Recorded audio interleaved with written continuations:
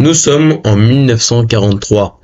La France est entièrement occupée et le Troisième Reich mobilise toutes les ressources possibles dans son combat contre les Alliés, avec les Américains et les Anglais à l'ouest et les Soviétiques sur le front de l'Est. La France est particulièrement touchée par l'occupation. En effet, dès octobre 1940, les Allemands prélèvent de nombreuses productions industrielles dans les usines pour atteindre jusqu'à un tiers des productions industrielles totales. De plus, des secteurs stratégiques entiers sont réorientés vers l'Allemagne, comme le secteur de l'aviation ou encore de la construction d'armes. Enfin, le gouvernement de Vichy met en place des systèmes pour contraindre les travailleurs français à travailler en Allemagne, comme le système de la relève établi en 1942 et qui prévoyait qu'un prisonnier français serait remplacé si 3 ouvriers français partaient en Allemagne. Mais malheureusement, compte tenu de son inefficacité, ce système ne perdure pas et il est rapidement complété par le service du travail obligatoire en 1943, connu sous le nom de STO, qui obligeait les hommes nés entre 1920 et 1922 à partir travailler en Allemagne pour 2 ans. À Bois-Colombes, dans ce qu'on appelle encore le département de la Seine, l'usine Hispano-Suiza participe, comme toutes les autres, à l'effort de guerre. Cependant, cette usine n'est pas une usine comme toutes les autres. En effet, reconnaissable grâce à son collecteur de 13 mètres permettant de reproduire les conditions de vol visibles dans le parc des Bruyères, l'usine Hispano-Suiza est spécialisée dans les productions aéronautiques de pointe. En effet, dans les années 1930, Hispano-Suiza se spécialise pour les moteurs agencés en V et construits en aluminium, ce qui les rend 15 à 20 fois plus légers que les avions des fabricants concurrents. Cette usine, la plus grosse de la marque en France, a notamment participé à la fabrication des moteurs équipant les avions de la marque Bernard, avions ayant battu de nombreux records de vitesse dans les années 30 et qui ont équipé des traversées transatlantiques, notamment en 1930, avec le célèbre aviateur Mermoz. On comprend donc que l'usine Hispano-Suiza de Bois-Colombes produisait des produits alliant précision, robustesse et inventivité, ce qui faisait donc de Bois-Colombes, et notamment de l'usine Hispano-Suiza, un lieu extrêmement stratégique pour les productions aéronautiques en temps de guerre. Par ailleurs, le voisinage de l'usine avec les usines Air Équipement et SKF permettent de renforcer l'importance de l'usine. Dans les temps troublés de la Seconde Guerre mondiale, cette usine Hispano-Suiza est mandatée pour produire de nombreuses pièces d'aviation pour la Luftwaffe, l'aviation allemande. L'usine est alors équipée de systèmes de défense passive, c'est-à-dire que des dispositifs étaient mis en place pour programmer l'extinction programmée des feux ou le stockage du matériel dans des lieux sécurisés. L'usine est aussi équipée de systèmes de défense plus actifs, comme une batterie de canons de DCA. Seulement, cette situation irrite les Alliés, qui tentent tant bien que mal de contenir l'aviation allemande. 2 objectifs sont donc poursuivis par les Alliés pour détruire la Luftwaffe. En premier, détruire les avions allemands par le biais de combats aériens. En second, détruire les moyens de production allemands afin de diminuer mécaniquement le nombre d'avions en état de voler. C'est donc dans cette optique que les Alliés vont notamment procéder à de nombreux bombardements en Allemagne, notamment dans les villes de Dresde ou de Hambourg. Bois-Colombes est aussi touché par ces bombardements.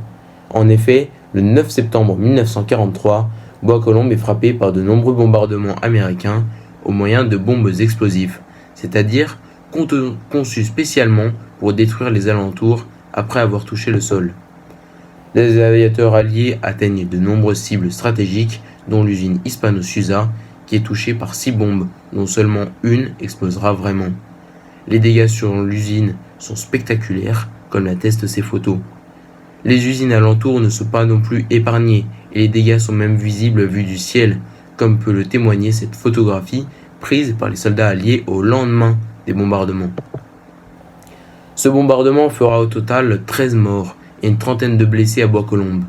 Par ailleurs, en effectuant mes recherches, j'ai réalisé que l'une des 42 bombes tombées de 10h05, entre 10h05 et 10h35 était tombée sur mon immeuble, sans faire de victimes. En ce qui concerne l'usine, les productions ont vite repris, compte tenu de la volonté de l'occupant et des faibles dégâts matériels infligés à l'ennemi. Peu à peu, sous l'effet de l'installation de nouvelles populations à Bois-Colombes, l'usine Hispano-Suiza perd de son influence après-guerre et les équipes déménagent peu à peu vers le sud de la France ou vers des villes alentours, comme Colombes ou encore dans les Yvelines. L'usine ferme définitivement ses portes en 1999, après plus de 90 ans passés dans les locaux historiques de Bois-Colombes. Le matériel de production déménage progressivement vers de nouvelles destinations, alors que la marque Hispano-Suiza perd peu à peu de son importance.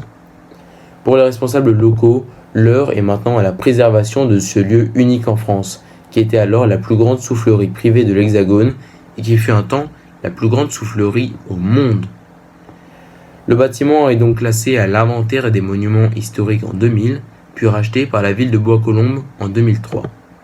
Après 2 ans de travaux, l'ancienne usine qui servait à produire des engins faisant rêver petits et grands entame finalement une reconversion assez particulière, puisqu'elle devient une école composée de 4 classes maternelles, 5 classes élémentaires, d'un centre de loisirs ainsi que des bureaux.